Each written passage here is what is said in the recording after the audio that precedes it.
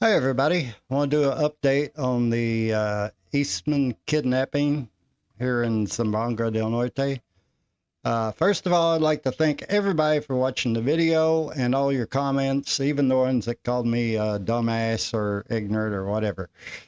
Uh, for me to get 10,000 views within 48 hours on any of my videos is just blew my mind. I've got another channel and the highest one is 14,000 views, and that video's been up for 2 years. So thank you all for watching and thank you for the comments. I like to respond to each and every one, but they were coming in faster than I could respond. So if I haven't responded, I'm sorry. I'll try to as time goes by. Anyway, uh, there's a lot of videos on YouTube on my damn phone saying that his body has washed ashore. There is a Facebook video of a body looks like a white man washed ashore. Everybody, they're trying to drag him out of the water. It's pretty graphic. But from my opinion, I don't believe that's him. Uh, they claim he was wearing black boxers at the time he was kidnapped. The person in the video has like different colored checkered, looks like. Uh, his head has got a lot of damage. You can't see a gunshot in the leg, but everybody says, well, in the water it could have bloated and swollen shut, possibly. But this guy looks bald, and Elliot was not bald. Uh, so, and the other thing that makes me think it's not his body is have a look at this real quick. The peninsula of Zamboanga is divided up in three provinces. You've got Zamboanga del Norte, there on the west. Then you've got Zamboanga del Sur, which Zamboanga City is part of that. And in the middle of Zamboanga del Sur is Zamboanga Sabuque. Now, where the body washed up is over where the red circle is in Pereng. So for me, if he was kidnapped in Zamboanga del Norte, that's on the west side of the peninsula. Pereng is on the east side across the bay or ocean, whatever you want to call it there. So for him to come around that far in a few days, body float there, I think he would have washed up somewhere on the west side. I could be wrong. Maybe the boat took him around that other side and dumped him. I don't know. We won't know for sure if it's him until they do DNA and all that. So could be him, but from what I'm seeing, I don't think so. There are a lot of YouTubers out there saying it is him and all this. Well, we don't know that for sure yet. Well, they have the FBI did come and talk to the family from the United States. I don't think they're really that involved in the investigation from what I'm seeing and hearing.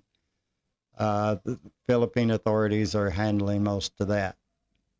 Now, there has been up to 150,000 peso reward leading to his finding or whatever. I'll just show the article on that here. I don't know who wrote this article. This is from theinquirer.net. And it goes on to say the municipal government of Cebuco in Zamboanga del Norte has offered 150,000 cash reward for anyone who could provide information leading to the whereabouts of kidnapped American Elliot Esatman, as well as the identity of his abductors. Sabuco Information Officer Ephraim Allah Roldan said the reward was announced during Monday's meeting of the local government's crisis management committee led by Mayor Joel Ventura. He said 50,000 would be given to those who could help locate the Jungkong or speedboat used by the four armed men to flee Sabuco with Eastman in tow. Roldan said an additional 100,000 will be given for those who can lead to the whereabouts of the abducted American citizen. So that's where they get the 150,000 from.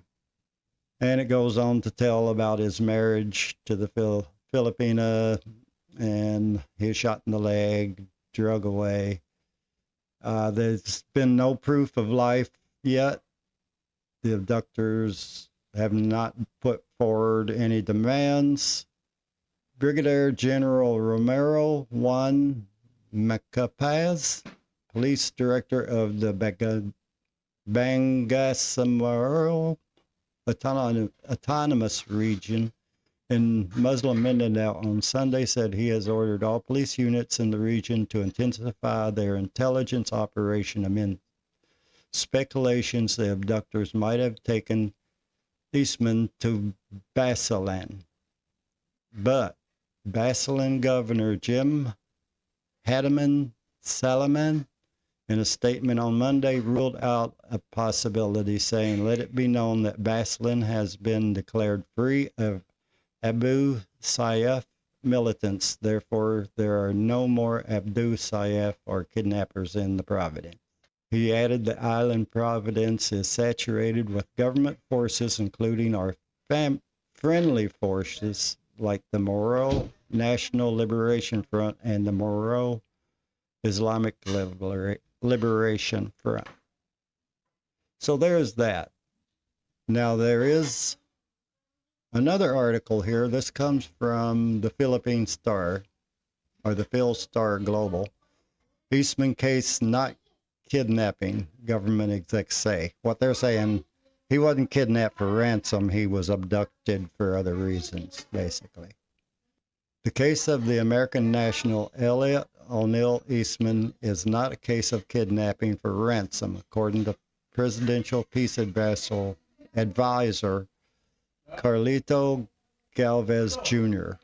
Galvez told the Kapahan sa Manila Bay Forum yesterday, initial investigation of the case shows no indication of kidnapping.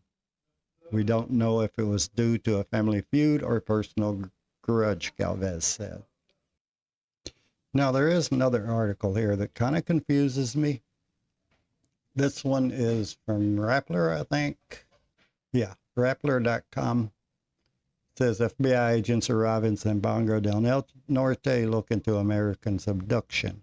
FBI agents arrived in Sabuco town on October 19 and interviewed Eastman's wife in Sito Tungawan, Barangay Publican. They also met with Mayor Joel Ventura, local police, and Barangay Chairman Merhan Cyril.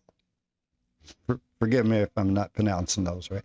Now, the part that confuses me is I looked all over the map for Sito Tungawan Barangay Publican in Sabuco, and I could not find it anywhere. I know where Tungawan is. Sabuco is in the red circle down to the left here, and Tungawan is the blue circle up on the right. So Sabuco is in Zamboanga del Norte. Tungawan is in Zamboanga Sabugay.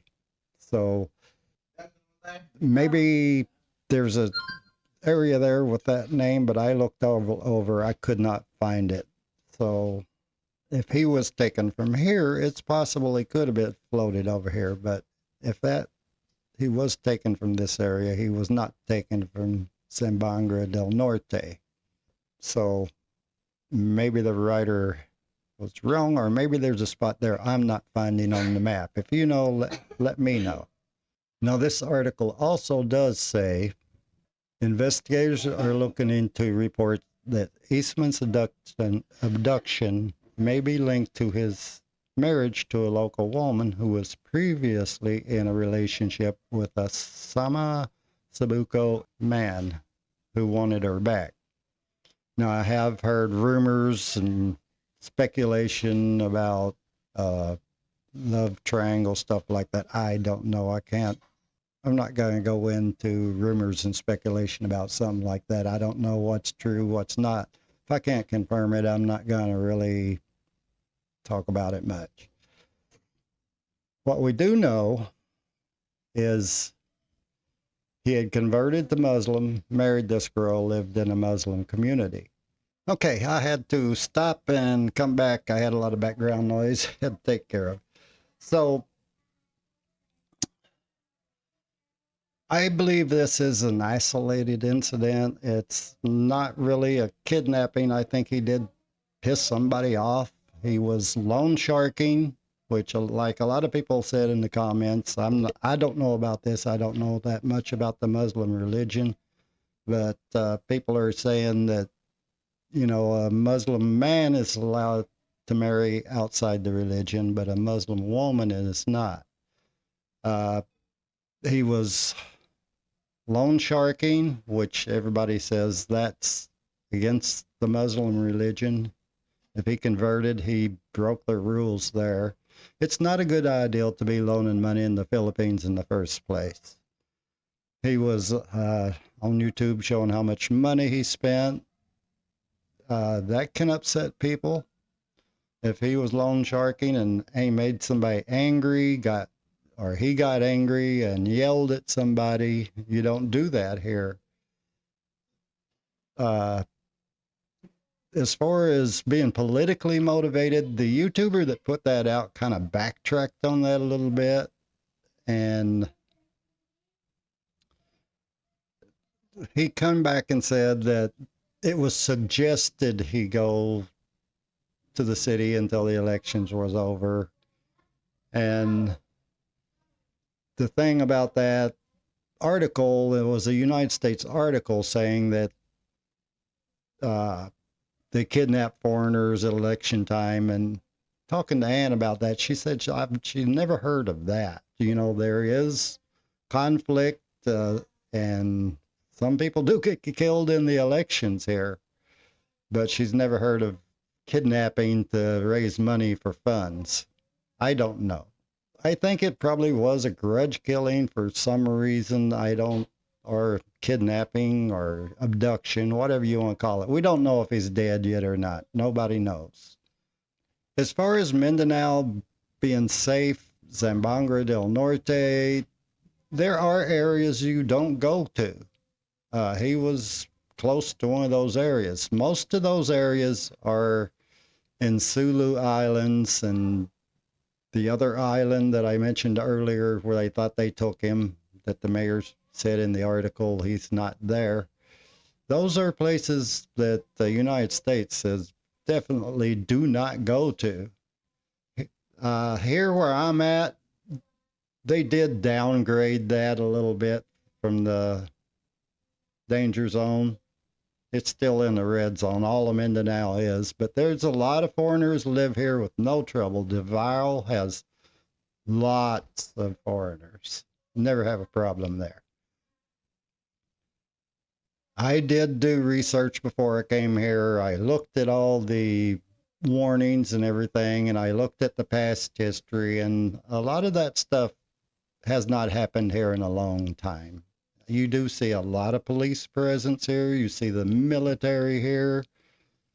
It's pretty well covered, and as far as danger, there's places in the United States I wouldn't dare go in the daylight. The only time I've been a victim of violent crime is my hometown in the United States. I got shot.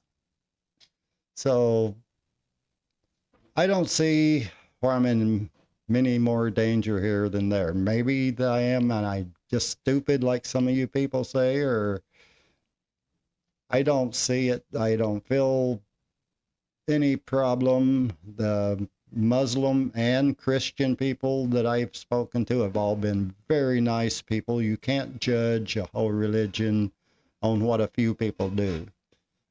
You can't judge everybody on what a few people do. I know there's a lot of Filipinos that won't come into Mindanao because they're afraid to, but they're trying to improve that. They've worked very hard to improve it because tourism is a big industry here in the Philippines, and we bring a lot of money into the Philippines, tourists do. So Mindanao wants a part of that. They've worked very hard to clean up that image, and they're doing a pretty good job of it, I think. So I didn't come here naive. I knew what the issues were before I came here. I made the decision to come. So if something happens, it's on me. Me and Ann did talk about going somewhere else. She said, if you feel safer, we'll go somewhere else. But she said, she swears, you're safe here. You're safe here. And I know people in this town. I know some of the community leaders and stuff. And I've never had a problem here. And nobody ever has had a problem in this town. Like I said, I'm in Zamboanga del Norte. I won't give the exact location.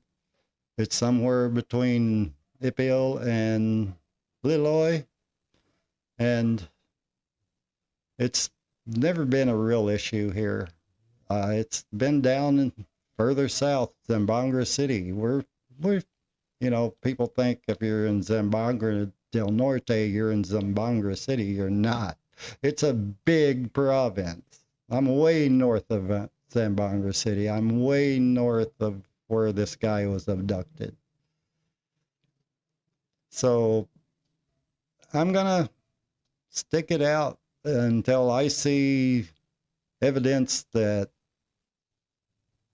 it's worse than I think it is. I've seen no evidence it is. I think this guy pissed off the wrong people, and that's why he was taken. Could have been something like a love triangle, like people are saying. I don't know. I can't comment really on that without any proof.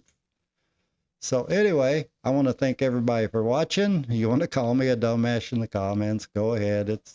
I get where you're coming from. I understand. So thanks for watching. Have a good one. Bye, y'all.